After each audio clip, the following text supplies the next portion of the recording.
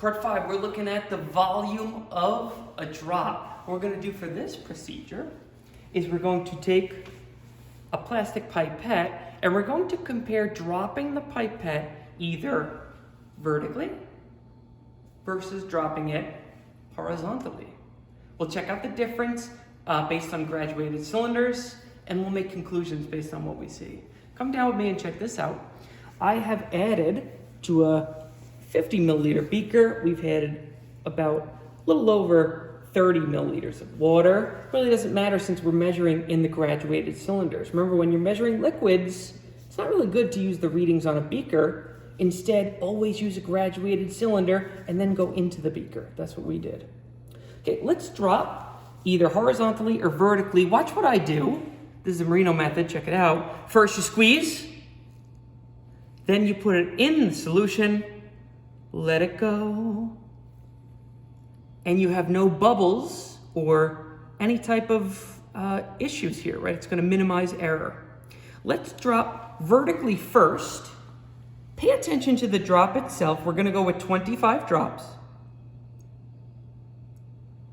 We're at 5. I'm at 10. 15.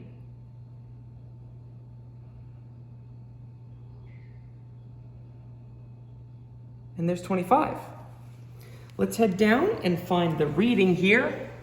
I'm seeing about 1.25 about. Let's record it on our data sheet. For 25 drops vertically, I have 1.25 milliliters. Let's check out 25 drops horizontally. What we're gonna do, we're gonna squeeze our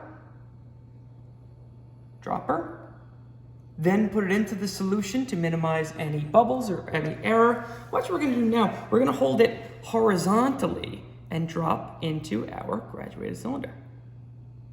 There's 5. 10.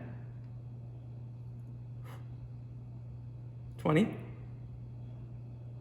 25.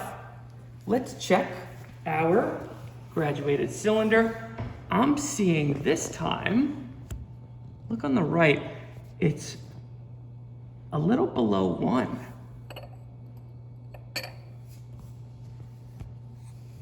Is it at 1? I'm seeing about 0.9. That's a better angle.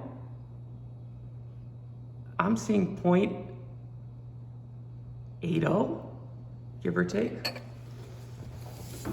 Our graduated cylinder reading, 0.80, that's in milliliters. Notice the difference between vertical and horizontal. Now we're gonna add 50 more drops to our graduated cylinders. Let's get some water. Remember, squeeze and go. Squeeze first. Get some solution, minimizing error, not allowing any bubbles inside your graduated cylinder. We're going to 50 drops. We already added 25, so let's add 25 more. Here we go. We're starting with vertically. 5. 10.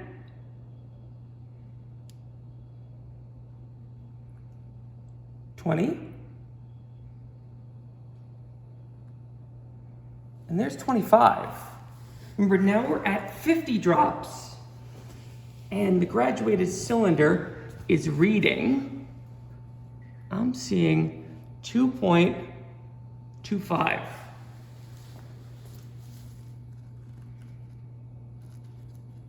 Here we go with 2.25, excuse my little scribble there, that's 2.25. And that's 50 drops vertically. Let's check out 50 drops horizontally. Squeeze and go. Squeeze, let it go. We're minimizing bubbles and any potential error. 25 drops horizontally. There's 5, 10, 15, 20, 25. We're ready to read the dropper holding horizontally at 50 drops. I'm seeing 1.65. Let's put that down. That's in milliliters. You're going to do the rest. You're going to calculate drops per milliliter. In order to do this, take your drops, 25, divided by your milliliters, 1.25, and you have drops per milliliter. That completes the density virtual lab. I hope you learned a lot. Make sure you have all your measurements recorded. All your data is on your data sheet, either on paper or done electronically.